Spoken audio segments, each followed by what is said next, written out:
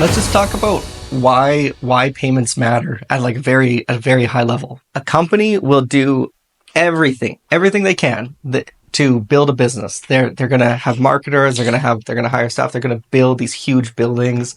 They're going to make sure that they're going to build the world's best website and have the best UI designers come in. Let's A/B test everything. Let's make sure that things are working. None of that matters if the payment at the end of the day doesn't go through. If when that customer comes and they have their card number, if they cannot take that card number and turn it into money being sent to the merchant, then it was all for nothing. It's actually the linchpin in the business is making sure that this works. Let's talk about VGS and Vault and like where the Vault provider comes in that ecosystem. VGS, it is entirely based around making sure that you always have maneuverability, making sure that if one provider is down, you have access to the data so that you can send it to another provider so that when you need to make money, you can make money. So let's just start drawing this out. We have Travis. This is the customer.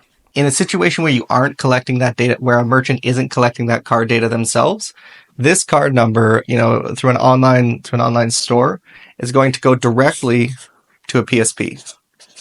That's a payment service provider.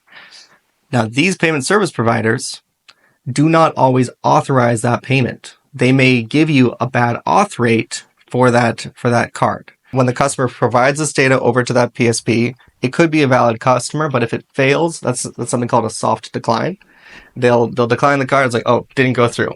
Okay, well, I'm going to go move on. It's 2 a.m. I'm instinct buying this thing, which I have done more times than I want to admit. And, payment failed. Okay, well, I'm just going to go to bed. I'm going to move on to the next thing. Or I'm going to go buy it from a different online store. That I have also done. So 411, this card number goes to the PSP. It fails. Maybe they're down. Maybe some networking glitch happened, or maybe they just like some fraud check flagged you for incorrect reasons. How is this solved? This PSP is acting on behalf of the merchant here. What the merchant can do, rather than sending the data to the PSP directly, the merchant can collect that card data and they can use it so that they can have PSP 1, and then they can also have PSP 2. They can add in a second processor. So this is going to do multiple things. And this is called payment orchestration, by the way.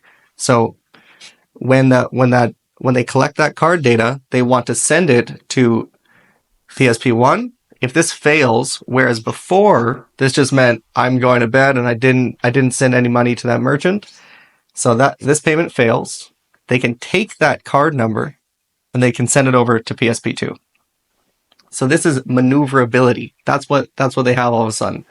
And let's say that their auth rates with PSP1 with one specific issuing bank was 90%, and then when they use this if they retry with this other PSP, all of a sudden it's 95%. So these are just rough numbers, but you can see if you can increase your authorization rate by 5%, that's a huge gain, huge for a company who's making, let's say, billions of dollars a year. So where does VGS fit?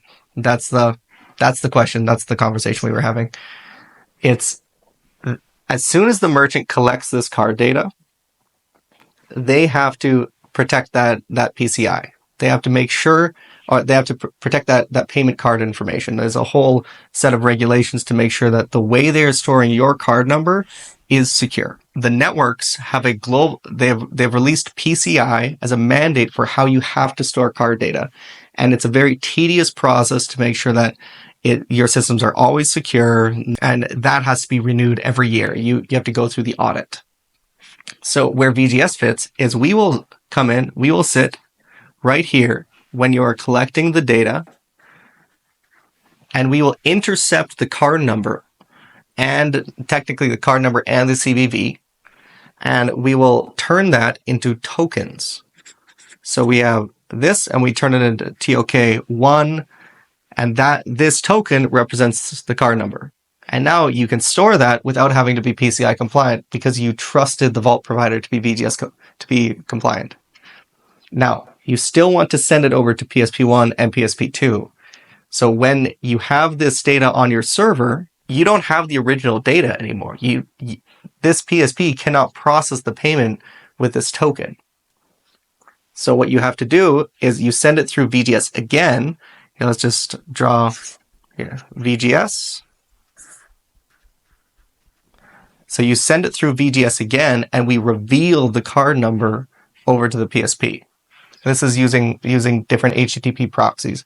So we proxy it as it's coming in, convert it into a token, and then when we're sending it out, and we as in the merchant proxies it through VGS, and then so that they collect the data that's not PCI sensitive, and then they send it over to PSP1 through VGS through the proxy, and we reveal the data over to the PSP in this case. These PSPs can process the payment with the original card data that the customer had.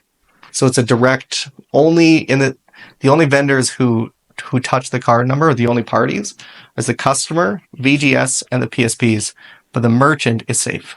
That's at a very high level how you can build out a payment orchestration system. The reason you do this, you're going to get higher auth rates. Also, if this PSP is controlling your entire business, if this is the linchpin of your company and you are trusting it to one other company who is specifically, they are motivated by the amount of transactions you're sending through them, all of a sudden you have no negotiating power with this vendor. They have everything, because if they increase their rates, you can't do anything about it. They every time you make a payment, they're going to charge you. They have full control. So what this does is gives you the option to negotiate with PSP1 and PSP2. It's a ton of control. All of a sudden the merchant can say like, oh, you're giving me a bad rate. This other company is giving me a better rate. Or, both of these guys are giving me a bad rate in XYZ country.